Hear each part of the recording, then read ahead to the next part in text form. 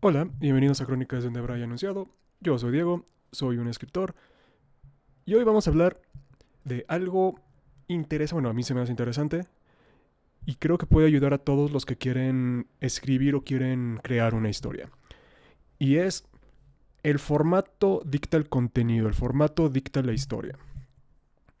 O como le puse en el stream, ahorita que se cargue esto, es patrones, los patrones, la naturaleza y la forma de la historia. Vamos a ver qué quiere decir esto. Esto quiere decir que no es lo mismo contar una historia en un libro que en un cómic, que en una película, que en un videojuego. Se oye muy sencillo, se oye muy obvio. Se sorprenderían qué tan difícil mucho es entenderlo para muchas personas y qué tan no se entiende actualmente. Así que iniciemos con lo que más sé, que es un libro, la naturaleza y la forma de un libro. ¿Por qué?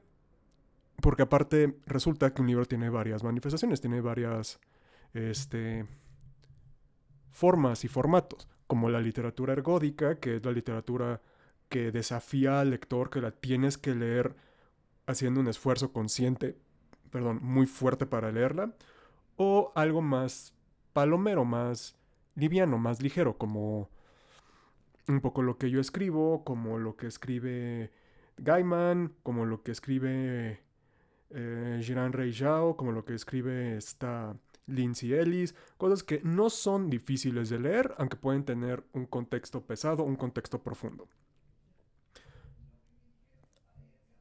¿A qué, a qué me refiero con que el formato o la forma define un poco la naturaleza de la historia?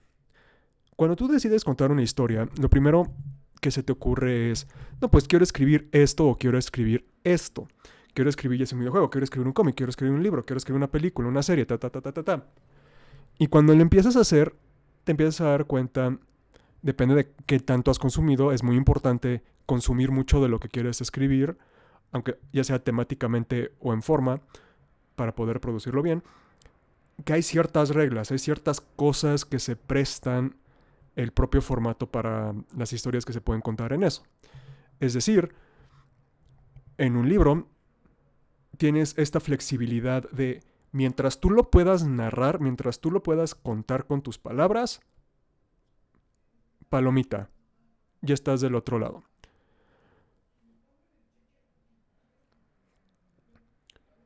Pero por ejemplo, una novela corta o una colección de cuentos tiene sus reglas. No, no te puedes extender hasta cierto punto. No puedes contar este, esta cosa tan larga porque no es el formato. No es el formato del cuento corto. Un cuento corto se va a prestar para moralejas rápidas, para fábulas, para cosas que te las puedes echar en una sentada y que se quedan en la cabeza. Una colección, pues, puede estar relacionada o no, pero usualmente no. Usualmente son colecciones de ideas pequeñas que no tienen mucho desarrollo. Así como una épica o una serie, pues tiene cierta continuidad, tiene cierta extensión, los temas que toca son elaborados más o son más presentes a lo largo de todo eso. Hay temas que rigen un libro, hay temas que rigen toda la serie o toda la franquicia. Todo depende del formato que quieras hacer. Porque el formato te dicta la continuidad que le tienes que dar a lo que estás escribiendo. Y la continuidad es algo difícil, es algo que a muchos les puede salir, pero hacerlo intencionalmente cuesta trabajo. ¿Por qué? Porque tienes que estar presente de lo que ya escribiste y de lo que estás escribiendo. Cosas que no se repitan o que tienes que reforzar o que tienes que mantener coherente tanto del mundo diegético como fuera del mundo diegético. En el caso de una novela tienes la fortuna, tanto de lector como de escritor, de que puedes regresarte, puedes irte a páginas atrás. Es una ventaja que tienen los cómics. Y así realmente son las dos grandes ventajas que tienen tanto las novelas como los cómics, de que hay cosas anteriores ya escritas, ya plasmadas, que son fáciles de acceder y fáciles de revisar. Esto también pone la presión en continuidad de que como puedes regresar, como el lector y el escritor pueden darse paso atrás para revisar, es más estricta la presencia de una continuidad en esos formatos que en otros. Por ejemplo, en una película puede haber errores de continuidad, pero los ignoras o los pierdes porque no es el propósito. O sea, no es algo que esté afectando la historia. Si te regresas, hasta rompes la historia en una película o en una serie. Cambia en un libro o en un cómic, no. Lo puedes pausar y puedes continuar sin ningún problema. En un videojuego sí no puedes regresar, a menos porque es un formato muy... Vas adelante y no puedes regresar. No sé cómo explicarlo fuera de esas palabras.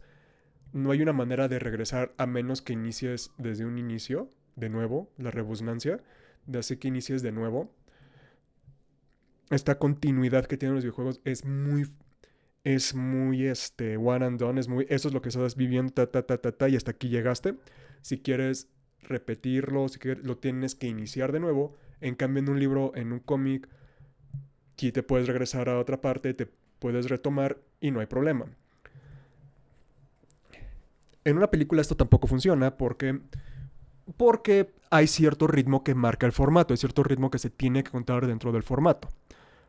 La continuidad es un poco más permisible porque una vez que lo estás viendo continuamente, cuando el propio formato te permite o te obliga a que te lo eches de manera continua, perdón, pues es más ligero porque lo estás experimentando seguido, no te da esta pausa que te dan formatos más largos o formatos más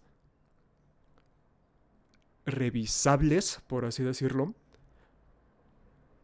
como una novela o una propia colección de historias gráficas. Siendo más en el caso en específico, ya hablamos un poco del libro, que pues es más en general, el formato del libro es muy maleable, pero también exige que lo que narre sea importante. Aun si es paja, las tres reglas de una escena es o cambian al personaje, o cambian la trama, o explican. Si no sucede alguna de estas tres cosas, si esto no está explicando el esto, si esto no está mostrando esto, o esto no está y se me olvidó una, o no está elaborando al mundo, perdón, son 4 leyes importantes para una escena, eso significa que esa escena la puedes quitar. Y eso sucede muy, muy importante en un libro. ¿Por qué? Porque en un libro, pues estás utilizando la imaginación, estás usando el teatro de la mente. Y si empiezas a hacer que se pierda el tiempo en cosas que no tienen mucho sentido, que no están elaborando ciertas cosas o que no están mostrando ciertas conclusiones de ciertas decisiones, pues haces que el lector pierda el interés y lo deje.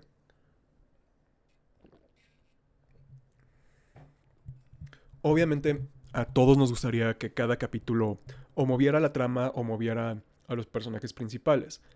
Pero no, el propio formato del libro también te dice que tienes que tomar momentos que explicar, porque en el libro, por más show don't tell que quieras hacer, es decir, porque más muestres cómo funcionan las cosas en lugar de cómo explicarlas, tienes que explicar las cosas. ¿Por qué? Porque así es como funciona el lenguaje de un libro, especialmente en fantasía, en ciencia ficción, en cosas que te estás inventando, tienes que tomar una pauta, o más bien una pausa, para narrar estas cosas, para explicar por qué suceden, para desarrollar al mundo, desarrollar a los personajes, desarrollar todo, para que tenga coherencia, para que tu intención sea transmitida al lector. Esto no sucede en una película porque en una película, como es un medio muy visual, pues puedes poner cosas simplemente en escena, que simplemente lo estén haciendo para explicarlo. Los diálogos se vuelven más una extensión. No sé, como siempre un buen diálogo es simplemente una extensión de un personaje, pero como no cuentas con la narración, tienes que mostrar las cosas. Así que por eso cuando se hace una adaptación de un libro, se siente distinto, porque son lenguajes distintos, son formatos distintos. Y el formato rige la naturaleza de la historia que quieres contar.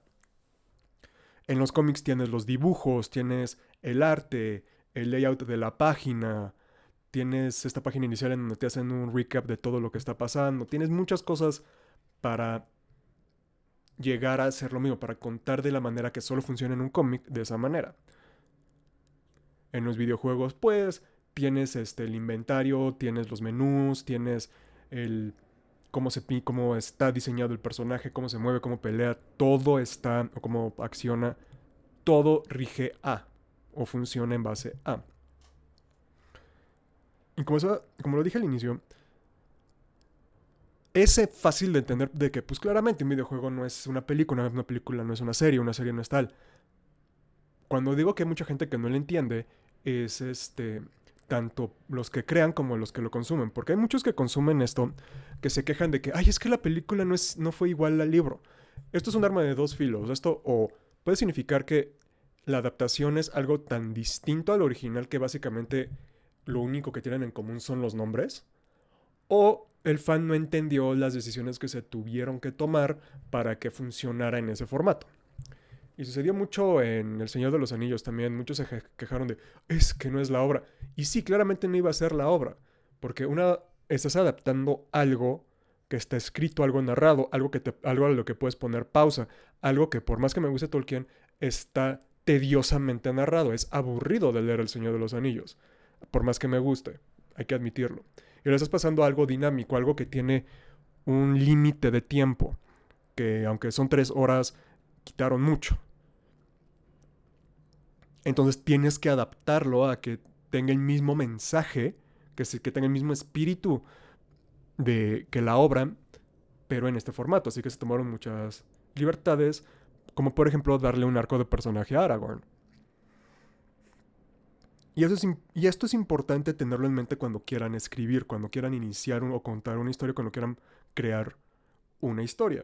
Porque si se van a sentar a escribir un cómic, pues obviamente tienen que pensar en el layout de la página, en cómo van a ir dividiendo los tomos, en cómo van a contar el arco, en si pueden dibujar, en cómo van a desarrollar, en cómo van a diseñar a los personajes, en qué les va a decir el diseño a las personas, cómo van a manejar los fondos, cómo van a manejar la perspectiva, todo eso para ilustrar lo que quieran decir.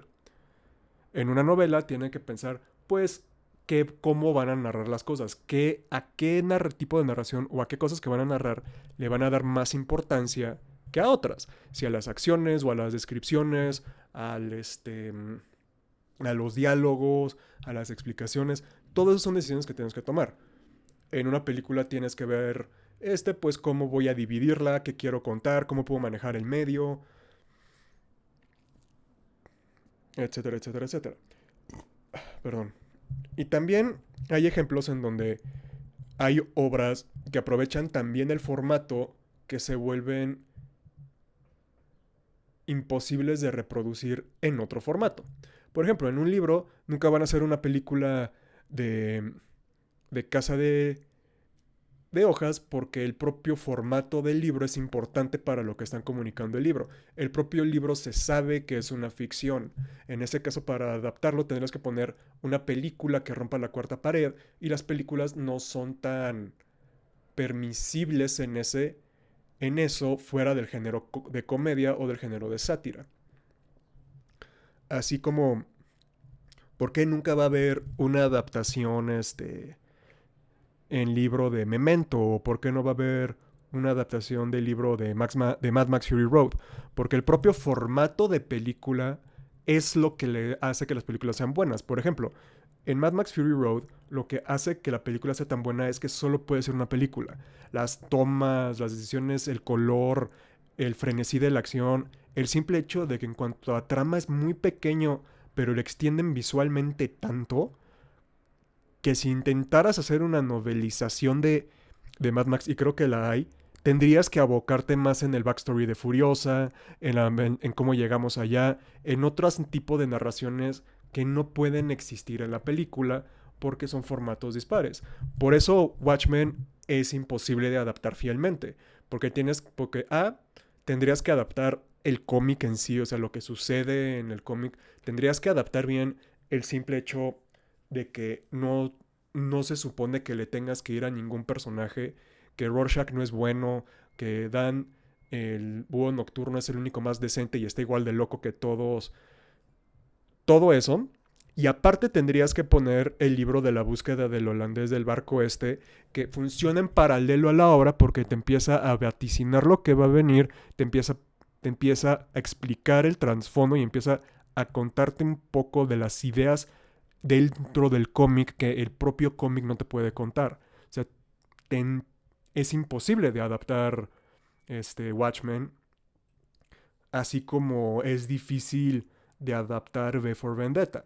V for Vendetta, los dos de Alan Moore, la película te ponen a V como rebelde justiciero que busca la liberación de Inglaterra. Y en el cómic, no. En el cómic él es un terrorista anárquico que es simplemente el producto de su época. Él no es una buena persona. No es una buena persona. No es esta figura romántica del rebelde, del Robin Hood, de Guy Fawkes. Simplemente todo lo que busca es esta excusa para traer anarquía, para traer caos, para dañar al sistema. Lo cual hace una historia un poquito más oscura y más interesante en cierto sentido. Pero la película funciona porque en una película al personaje que vas a seguir usualmente le vas a ese personaje. No necesariamente, por ejemplo, hay twists muy buenos como estas películas en donde el personaje principal es el asesino, John Wick, en donde, por ejemplo, otra que no podría traducirse es John Wick. ¿Por qué? Por las escenas de acción. Las escenas de acción tienen una fluidez que solo funciona de manera cinética en una pantalla, de manera visual. No puedes narrar lo que él hace porque se pierde el ritmo. Y porque tendrías que explicar las acciones que John Wick está tomando en lugar de solo mostrarlas. Tendrías que darle una profundidad al personaje que irónicamente le terminaría quitando profundidad. Que es lo mismo que sucede con Rocky. Porque Rocky no puede ser un libro, pues porque solo funciona, la simpleza del personaje solo funciona en el contexto de una película, de verlo, de muchas acciones. También un caso muy contemporáneo es los videojuegos. Los videojuegos, cuando intentan ser una película, sí puede ser divertido y todo, pero la gente se le terminó olvidando.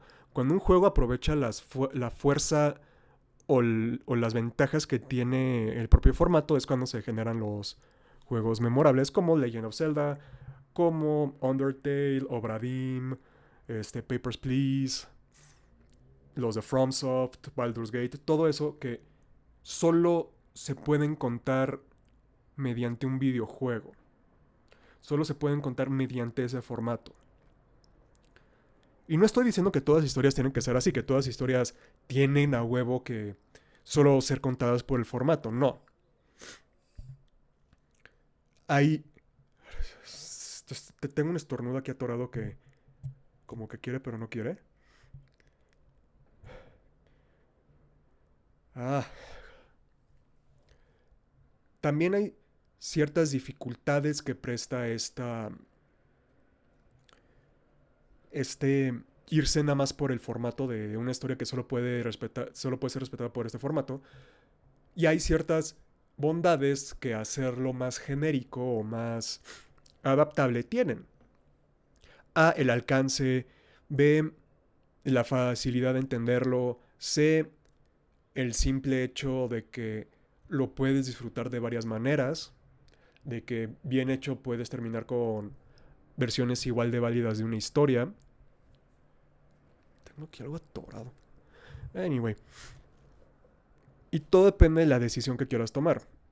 Por ejemplo, porque me gusta hablar de esto, uno de los momentos más que a mí me marcó mucho de esto solo se puede contar en este formato, es en un juego del SNES o del Super Nintendo Entertainment System llamado Chrono Trigger. En Chrono Trigger, muy al inicio, cuando conoces a la primera personaje que se va a unir a tu grupo, a esta Merla, estás en una feria y ella te hace o te pide que la entretengas.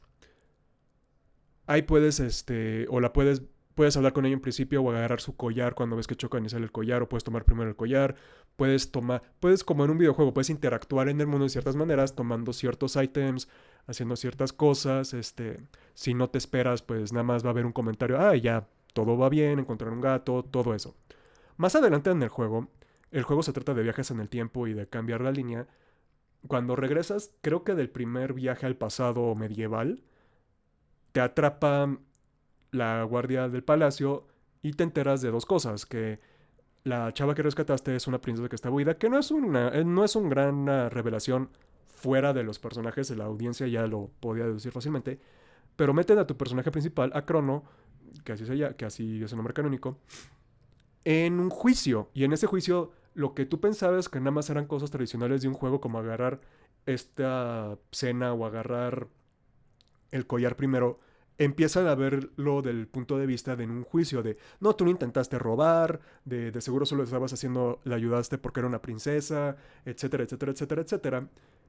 Y empiezan a decir, dependiendo de tus acciones y dependiendo de las propias respuestas que tú das a las preguntas durante el juicio, si eres culpable o no.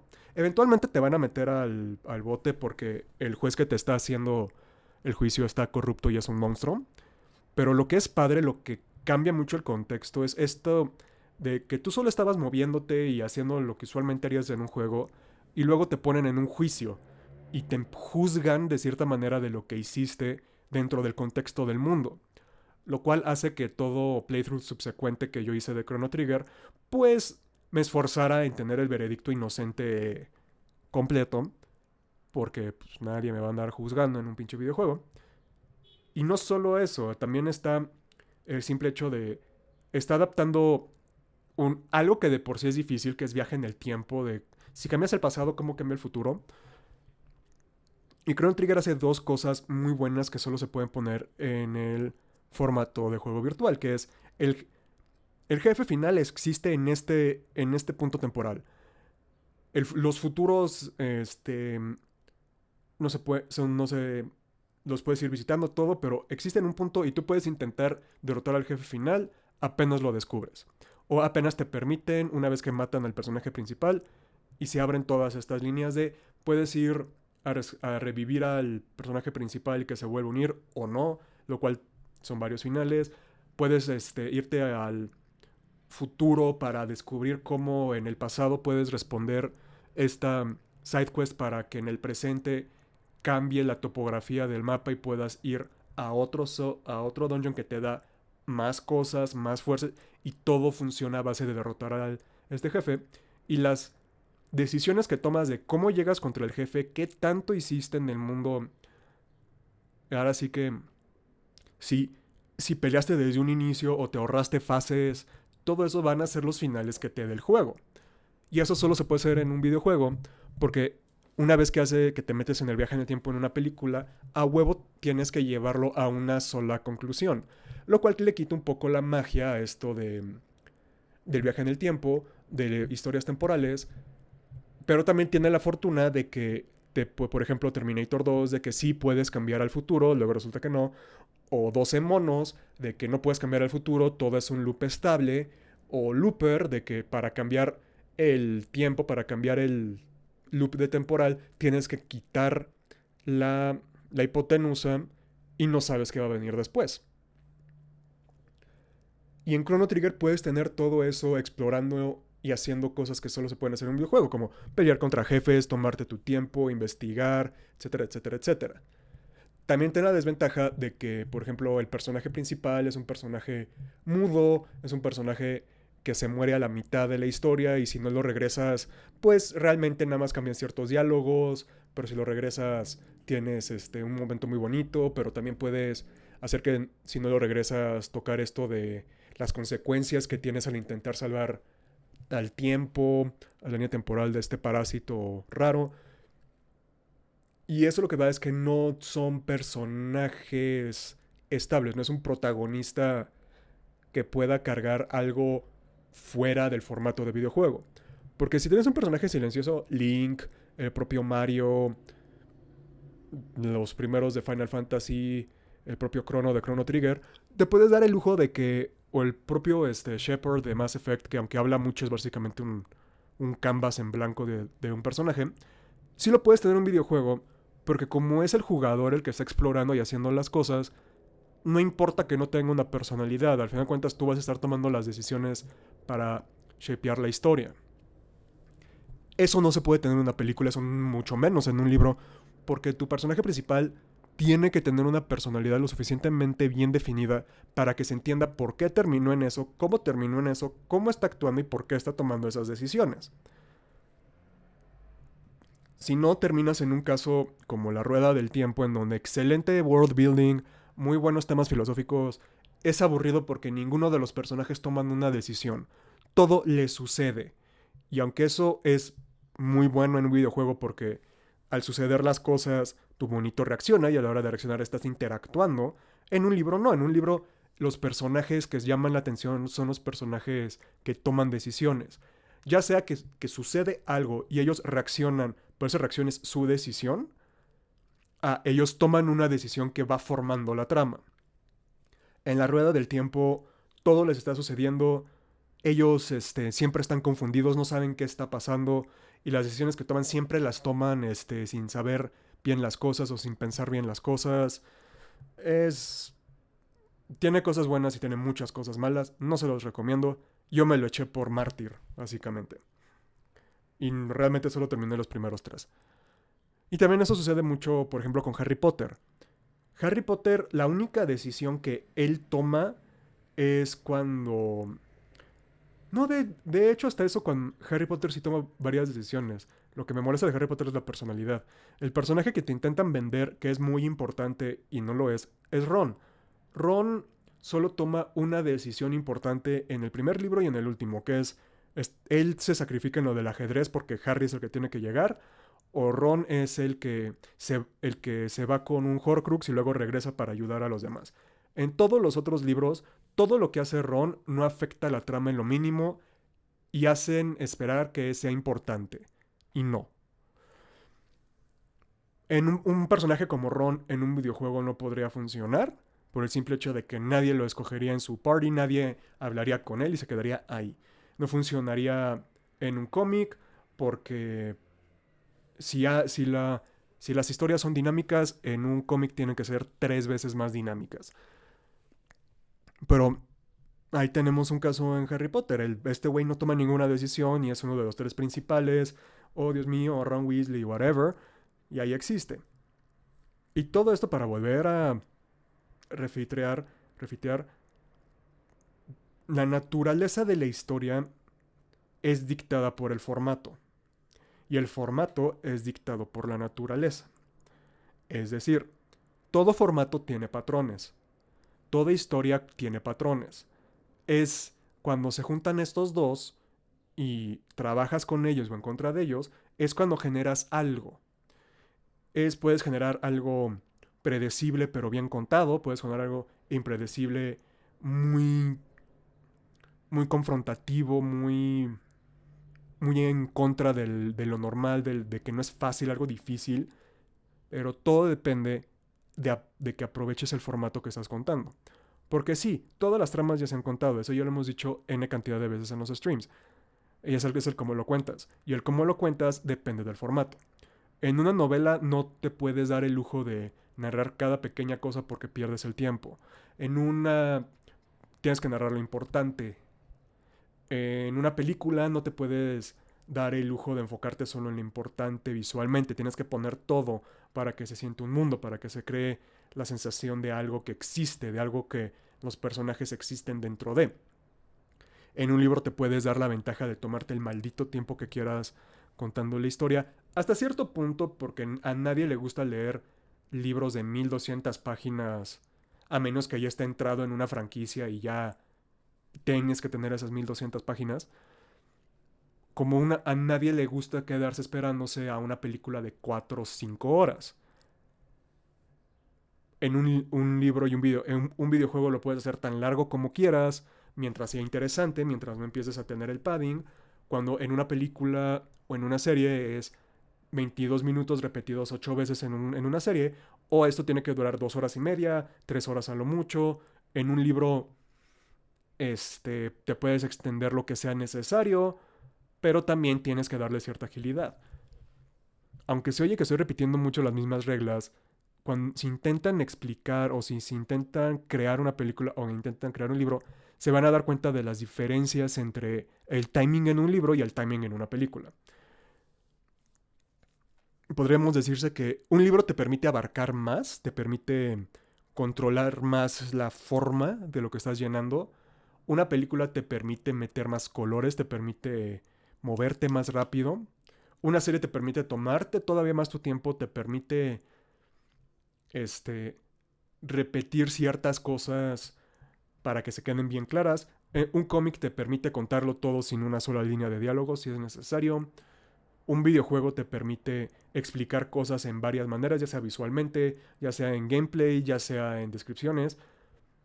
Pero puedes aprovechar eso para contar historias, para tener esas dinámicas y esas experiencias únicas que solo son permitidas por dichos formatos.